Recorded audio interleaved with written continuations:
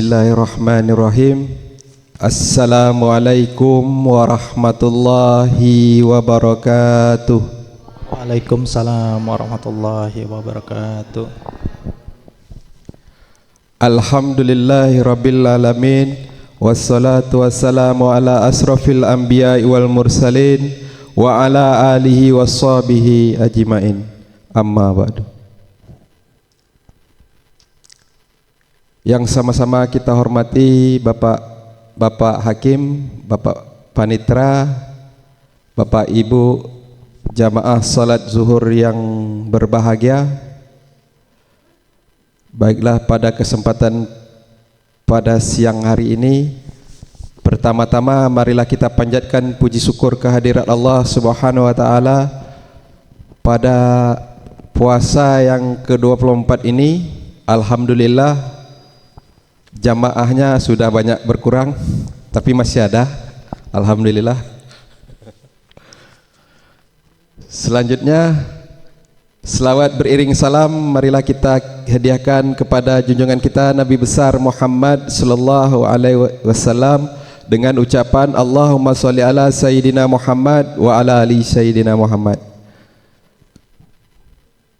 Bapak Ibu jamaah salat zuhur yang berbahagia, untuk tidak memperpanjang mukadimah, sesuai jadwal kita setelah sholat zuhur kita akan mengadakan kultum atau ceramah singkat yang pada kesempatan hari ini akan disampaikan oleh Ustadz Billy Wardana. Kepada Al-Ustadz, waktu dan tempat kami persilakan. Terima kasih Bang Chandra sebagai moderator. Bismillahirrahmanirrahim. Assalamualaikum warahmatullahi wabarakatuh. Waalaikumsalam warahmatullahi wabarakatuh. Alhamdulillahirabbil alamin. Alhamdulillahirabbil alamin. Alhamdulillahirabbil alamin. Wassalatu wassalamu ala asrofil anbiya'i wal mursalin wa ala alihi washabihi rasulillahi ajmain. Asyhadu an la ilaha illallah wa asyhadu anna Muhammadar Rasulullah. Rabbi shrah sadri wa yassirli amri wahlul 'uqdatam min lisani yafqahu qauli. Amma ba'du. Yang saya hormati bapak-bapak hakim, yang ibunya sudah ini ya, cuti ya, kondisinya cuti. Kemudian yang saya hormati Bapak Panitra, yang saya hormati Ibu Sekretaris, yang saya hormati bapak-bapak, ibu-ibu pejabat struktural dan fungsional, serta rekan-rekan di Pengadilan Pangkalan Kerinci.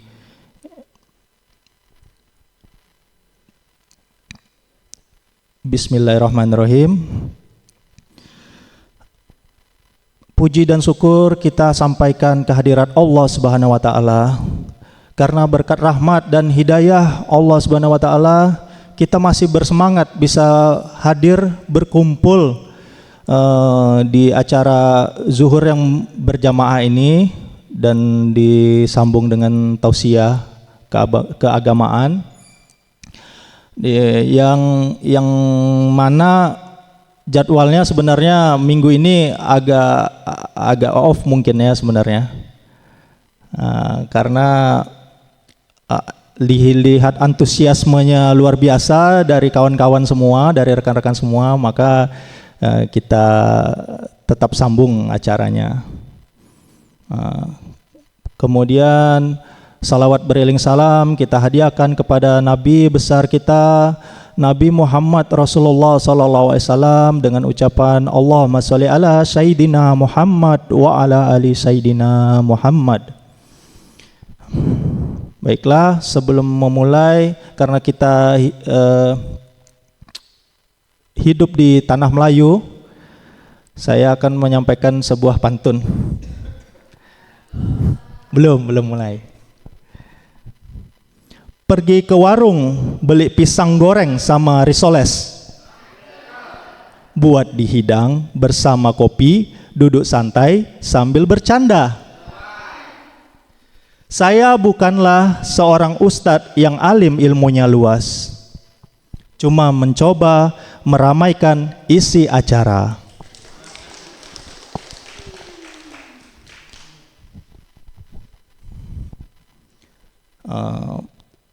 Bismillahirrahmanirrahim. Allah berfirman dalam surat Ibrahim ayat 7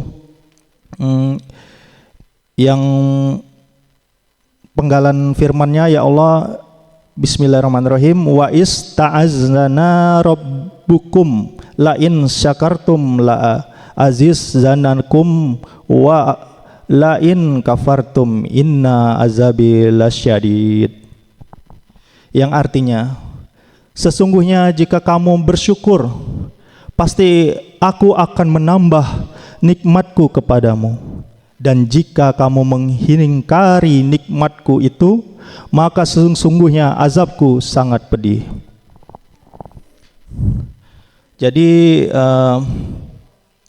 dalam hal ini kita dapat menggarisbawahi ya, kalau kita bersyukur dalam segala aspek kehidupan kita, bukan mengeluh tapi bersyukur dalam keadaan kita, dalam kondisi kita. Bersyukur ini bukan hanya kita mengucap alhamdulillahirabbil alamin, tapi dengan kinerja kita yang kita giatkan dengan semangat, dengan penuh dedikasi. Nah, kemudian juga dengan kita perbanyak amalan ibadah yang sekiranya kita mampu, dan semuanya itu kita kerjakan karena lillahi ta'ala. Nah, itu insya Allah akan ditambah nikmat kita. Itu udah janji Allah melalui Al-Quran ini. Kemudian ada hadis lagi dari Nabi besar kita, Nabi Muhammad Rasulullah SAW, yaitu ada sepenggal hadisnya, seseorang itu bersama siapa yang ia cintai. Hadis ini diriwayatkan oleh Imam Bukhari dan Imam Muslim. Nah, ini memang sebenarnya panjang sebenarnya hadisnya, tentang seorang ada orang dari suku Badui yang bertanya kepada Rasulullah tentang hari kiamat. Tapi karena suku Badui ini kan suku yang istilahnya ortodok ya, syukur agak ini kan, agak yang polos lah, dalam arti kata polos tindakannya, dia mungkin tidak begitu mengerti tentang adab kan, ataupun tentang ilmu. Jadi ditanyakannya lah kepada Nabi ini pada saat Nabi khutbah Jumat pada hari Jumat. Pada saat itu menyela si Arab Badui ini, ya Muhammad, bukan lagi Rasulullah disampaikannya, ya Muhammad, kapan kiamat itu, disampaikannya kapan itu. Tapi para sahabat pada saat itu yang mendengar langsung menyuruh Arab Badui itu duduk, menarik Arab Badui itu duduk, karena di dalam hukumnya, dalam aturannya, ketika khatib naik mimbar itu tidak ada boleh lagi yang berbicara. Dan begitupun Nabi Muhammad ketika menjadi khatib Jumat tidak menjawabnya, karena nanti dikhawatirkan takut jadi hadis kan, jadi contoh bahwa Nabi Muhammad pernah menjawab ketika menjadi khatib di mimbar. Nah, setelah selesai khatib khutbah dan dilanjutkan sholat Jumat, selesailah baru Nabi Muhammad menyampaikan, siapa tadi yang bertanya, kenapa ada timbul pertanyaan itu gitu kan. Nah, langsung nunjuklah si Arab Badui ini, saya ya Rasulullah yang bertanya katanya. Kemudian kenapa kamu mau menanyakan itu gitu. Nabi Muhammad kan bahasa kitanya kan gini kan, Kalau kita kalau ada orang bertanya, kita balik bertanya, menanyakan kenapa mereka menanyakan itu. Tujuannya ya untuk membuat pola pikir tadi. Nah, Arab Badui ini malah dicerca lagi pertanyaan oleh Nabi Muhammad. Apakah kamu sudah mempersiapkan untuk bekal datangnya hari kiamat? Namun Arab Badui ini menjawab, saya tidak banyak mempersiapkan bekal. Sholat saya biasa saja, ibadah saya biasa saja, ngaji puasa saya biasa saja ya Rasulullah. Nah, namun saya cinta kepada Allah dan Rasulullah. Nah, kemudian Nabi Muhammad tersenyum kecil menjawab, ya itu cukup, karena nanti di hari, maka lahirlah hadis ini kan, barang siapa yang mencintai seseorang maka dia akan bersama seseorang itu di akhirat. Nah, dari kepolosan Arab Badui ini mendapat hikmah lah sahabat-sahabat yang ada di sekeliling, bahwa untuk mengejar akhirat itu tidak berat dalam arti fisik ya, tapi dari aspek keimanan, dari hati itu bisa dikejar melalui kecintaan besar, kecintaan kita kepada Rasulullah sallallahu alaihi wasallam. Kemudian masuklah, saya akan membahas sebuah kisah ini. Karena kalau untuk ceramah yang betul-betul berdasarkan tausiah itu ranahnya ustadz atau dai atau ini. Kalau saya backgroundnya tidak mampu setinggi itu, maka saya hanya mampu ini mencoba untuk membuat kisah. Semoga bapak-bapak dan ibu-ibu tidak ada yang jadi ngantuk dengan cerita saya ini. Mudah-mudahan, amin ya rabbal alamin. Saya akan menceritakan kisah tentang anjing. Anjing itu tapi dikisahkan dalam Al-Quran. Ini bukan maksudnya mengumpat ya, bukan bahasa umpatan. Ini supaya mungkin shock terapi untuk bapak-bapak ibu-ibu yang agak sedikit ngantuk. Allahu Akbar. Nah, yang kita tahu selama ini anjing dalam Islam itu mukhalah ya, najis yang berat, najis besar gitu. Nah, namun ada keistimewaan anjing ini di dalam Al-Quran dikisahkan gitu. Nah, kisahnya dalam surat Al-Kahfi. Al-Kahfi mungkin bagi yang sering mengamalkan hafal kan ini, karena katanya hadis Rasulullah apabila mengamalkannya paling bagus itu di hari Jumat. Nah, apabila yang sering mengamalkan mungkin lebih hafal kan, atau yang hafiz Quran kan lebih hafal ya. Nah, dikisahkan itu kenapa bisa menjadi mulia anjing ini? Apa sih keistimewaan anjing ini? Apa amalannya? Kenapa bisa menjadi istimewa? Nah, berikut kisahnya. Kisah Ashabul Kahfi diperkirakan terjadi pada tahun 249 sampai 250 Masehi.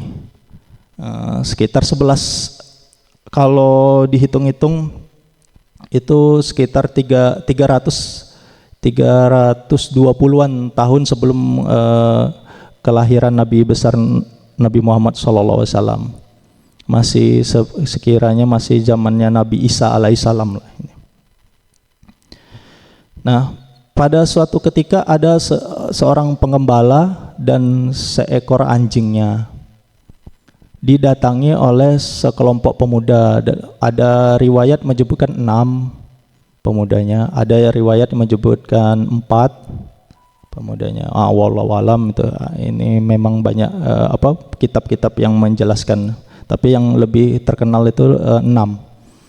Nah, 6 pemuda ini mendatangi pengembala ini minta susu dari kambing-kambingnya, minta perbekalan lah, atau ada kurma atau apa, minta ditukar dengan uang dari mereka gitu. Kemudian si pengembala memperhatikan mereka ini bukan seperti orang musafir pada umumnya, karena tidak ada tampang orang seperti perjalanan jauh, tapi lebih seperti orang-orang yang kaya gitu kan, yang orang-orang bangsawan.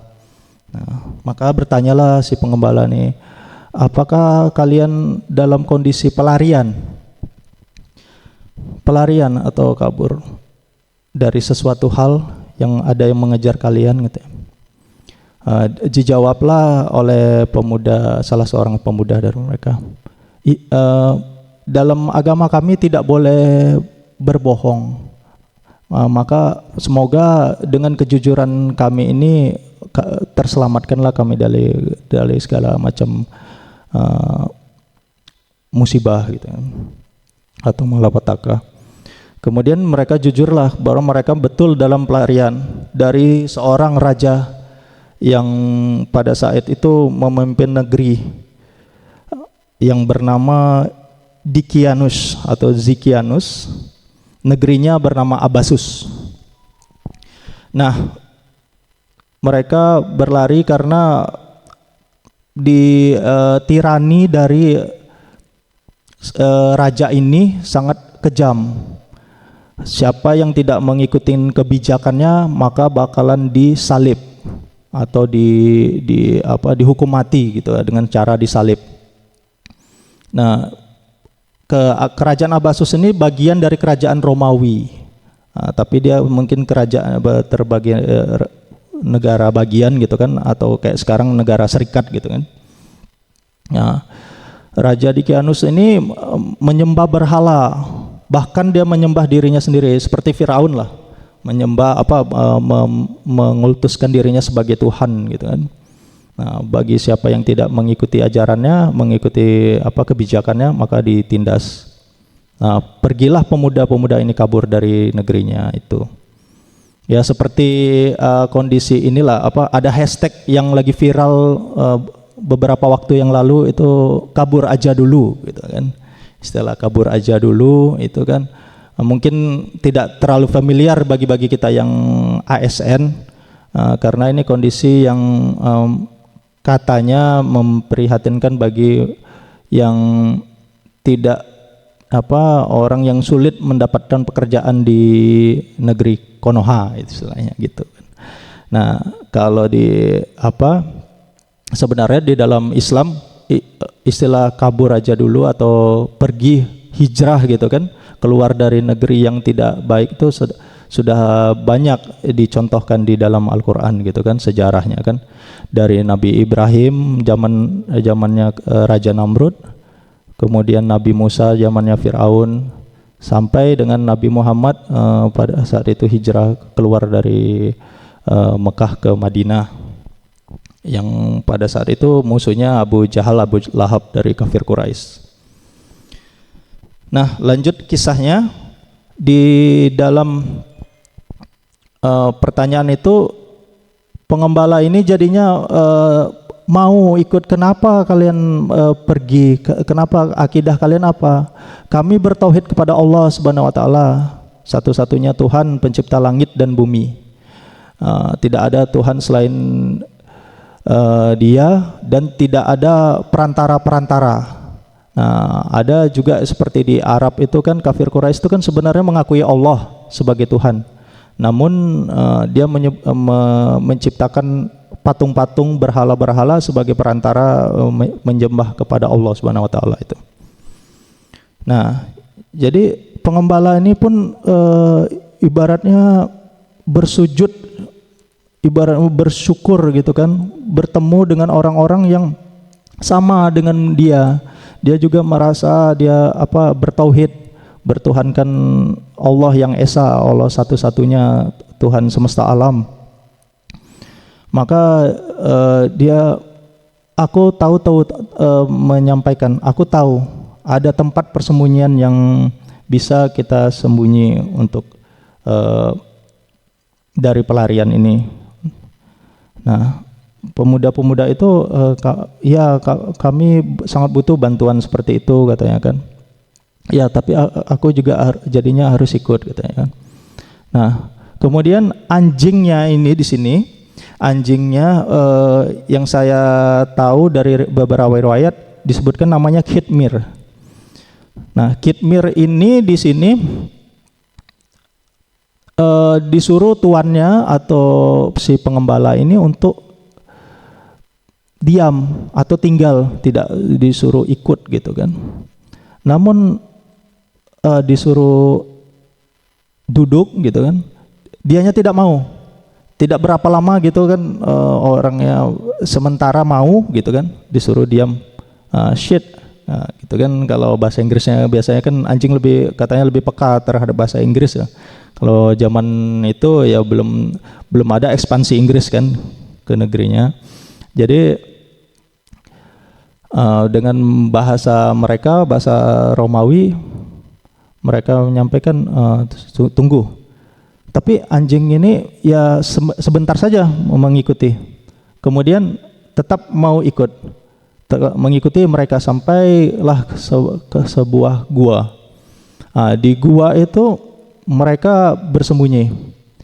Anjing ini dengan wataknya, dengan akhlaknya yang tidak ada yang mendidik, tidak ada sekolahnya untuk anjing ini. Tapi anjing ini memahami, Khidmir ini memahami kondisinya, dia harus stay atas izin Allah lah. Dia, si Khidmir ini memahami bahwa dia bisa membantu untuk melindungi orang-orang soleh ini. Maka dia ikut berjaga di depan gua, tidak ikut masuk ke dalam gua, tapi sebatas di dalam di depan guanya, ibaratnya bibir guanya itu kan.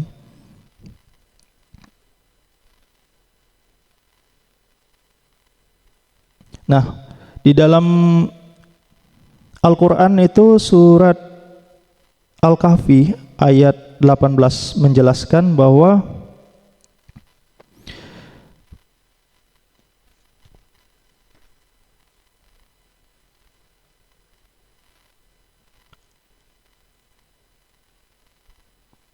dan anjing mereka menjulurkan kedua lengannya di muka pintu gua.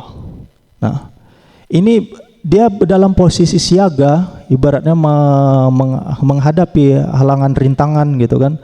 Ada yang pokoknya yang mau mengganggu orang-orang soleh ini, dia siap untuk menghajar gitu kan. Nah, dalam posisi siaga.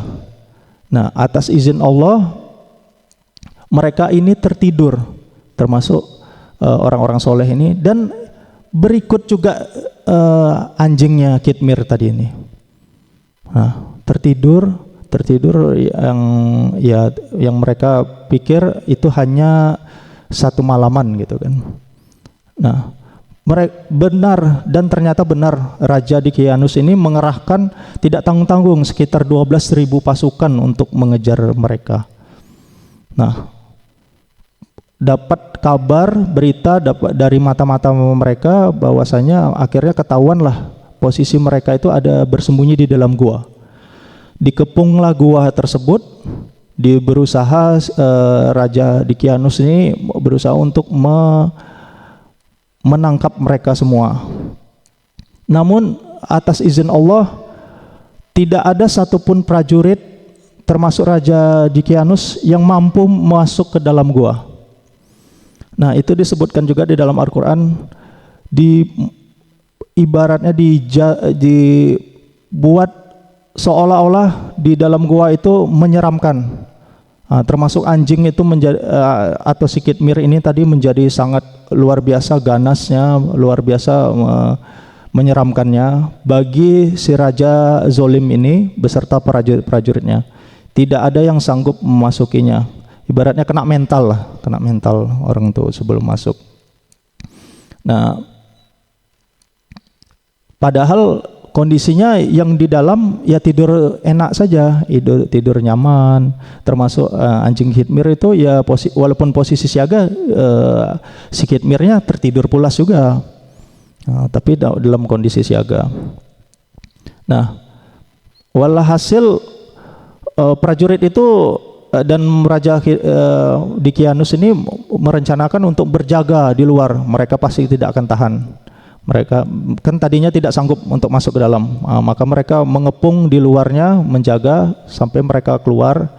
Nah, pasti mereka bakalan kelaparan, butuh makan, butuh minum. Kemudian setelah berapa lama, ada kurang lebih sebulan 2 bulan mereka nunggu, tidak ada juga keluar. Nah, jadi dikabarkanlah mereka dianggap mati di dalam gua itu.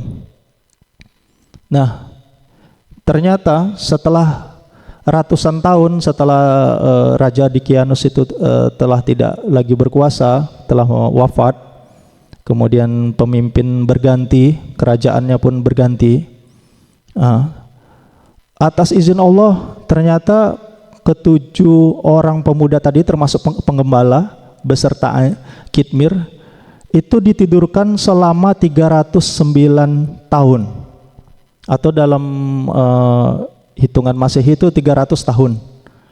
Nah, dan uniknya lagi dijelaskan bagaimana Allah menjaga para Ashabul Kahfi ini atau pemuda-pemuda ini selama di dalam gua. Allah bagaimana cara menjaga mereka supaya tidak mati atau tidak binasa selama ratusan tahun itu. Salah satunya Allah memerintahkan matahari untuk tidak terlalu menyinari bagian-bagian tubuh mereka agar tidak rusak. Kemudian memerintahkan malaikat untuk membolak-balikkan posisi para pemuda-pemuda ini. Nah, Subhanallah, itu maha suci Allah, maha besar Allah dengan segala kebesarannya. Itu bentuk penjagaan Allah itu sampai sekarang itu para ilmuwan Barat itu mencoba meneliti bagaimana kisah Ashabul Kahfi itu dengan mencoba membuat cryo sleep atau membuat manusia itu bisa ditidurkan selama puluhan tahun dan bahkan dibangunkan lagi di kemudian hari. Itu dengan alat teknologi yang canggih, yang butuh daya baterai atau teknologi. Sedangkan Allah tidak ada batas kekuatannya, tidak ada yang seperti pakai kabel atau pakai peti atau bagaimana. Nah, itulah kekuasaan Allah canggih di atas segala-galanya. Nah, kemudian mereka akhirnya terbangun setelah 309 tahun itu. Mungkin dari bapak-bapak ibu juga banyak yang tahu kisahnya. Mereka menghampiri sebuah perkampungan. Salah seorang dari mereka menghampiri sebuah perkampungan yang diminta oleh kawan-kawannya, tolong carikan kami makanan dan minuman, kita udah lapar nih, udah semalaman kita tertidur nih ya, kita belum ada bekal. Bawalah 3 keping perak ini untuk dibelanjakan. Nah, kemudian setelah di perkampungannya terasa berbeda, padahal tadinya mereka merasa itu bawalah kerajaan Abbasus yang sangat tirani, yang kejam, yang syirik kepada Allah kan, penyembah berhala dan memaksakan kehendak keimanan mereka. Nah, tetapi di pasar itu beda suasananya. Semuanya seperti orang-orang yang bertauhid, beriman kepada Allah. Seperti cara mereka berjual beli ataupun bagaimana masyarakat di sana ada orang yang mendakwahkan tentang ketauhidan Allah. Nah, jadi salah seorang itu terheranan, apakah ini betul di zamannya atau bagaimana gitu kan. Nah, yang akhirnya menyadarkan dia ketika dia mau membayar, dia membeli makanan dan minuman, di mana makanan minuman itu dibayarnya dengan 3 keping perak itu. Nah, orang pedagangnya terheran, ini mata uangnya bukan dari zaman ini nih, ini sudah tidak berlaku lagi di zaman ini. Yang makin terheran, memang ini sudah berapa lama katanya kan? Kalau ini seingat saya sudah ratusan tahun yang lalu ini mata uang yang udah dimuseumkan atau jadi harta karun nih. Nilainya juga tidak bisa lagi digunakan saat ini. Nah, baru akhirnya si pemuda itu terheran menyadari bahwa memang mereka sudah tertidur cukup lama gitu kan. Bukan cukup lama lagi, sudah ratusan tahun. Nah, intinya apabila Allah menghendaki maka kun fayakun, terjadilah. Yang mustahil bakalan tidak mustahil bagi Allah Subhanahu wa taala. Salah satu hikmahnya tadi intinya seekor khitmir yang notabene adalah makhluk hina yang tidak biasanya kita hindari di kehidupan kita ini sebagai orang muslim, namun bisa diabadikan namanya di dalam Al-Quran, kisahnya di dalam Al-Quran. Nah, karena amalannya itulah yang dia kecintaannya pada orang-orang soleh, dan karena Allah Ta'ala dia seekor anjing ini, seekor khitmir ini menjadi dengan sungguh-sungguh, dengan kebesaran hatinya melindungi umat Allah, umat-umat yang soleh, kekasih-kekasih Allah ini, para wali tadi. Nah, intinya kita sebagai umat muslim, Nabi Muhammad Rasulullah SAW, haruslah jangan mau kalah, intinya jangan mau kalah dengan seekor khitmir tadi yang notabene najis besar, najis berat, namun bisa menjadi diabadikan, dimuliakan Allah Subhanahu wa taala, kisahnya di Al-Qur'an. Ya, seperti ada di zaman, kalau tidak salah zaman Nabi Musa, ada seekor anjing yang diberi minum oleh seorang perempuan yang maaf kata tunasusila gitu kan. Nah, itu pun mendapat hikmah, dijamin masuk surga karena kebaikan hatinya kan. Apalagi kita yang dari dulu atau dari lahir itu udah terlahir Islam, terlahir sebagai orang-orang muslim, banyak beramal kebaikan gitu kan. Jagalah kebaikan itu, karena salah satu yang kita lakukan seperti berpuasa di bulan Ramadan ini kan, kita yang halal saja bisa kita menahan diri, insya Allah ya, karena Allah kan, yang halal saja kita bisa menahan diri, apalagi untuk meninggalkan yang haram. Yang halal saja kita sanggup untuk menahan, seperti bergaul dengan istri misalnya kan, ataupun makan, minum, atau hal-hal yang lainnya, itu kan seharusnya halal kalau di luar puasa atau di luar di siang hari gitu kan, di malam hari di siang hari maksudnya haram karena kondisinya berpuasa.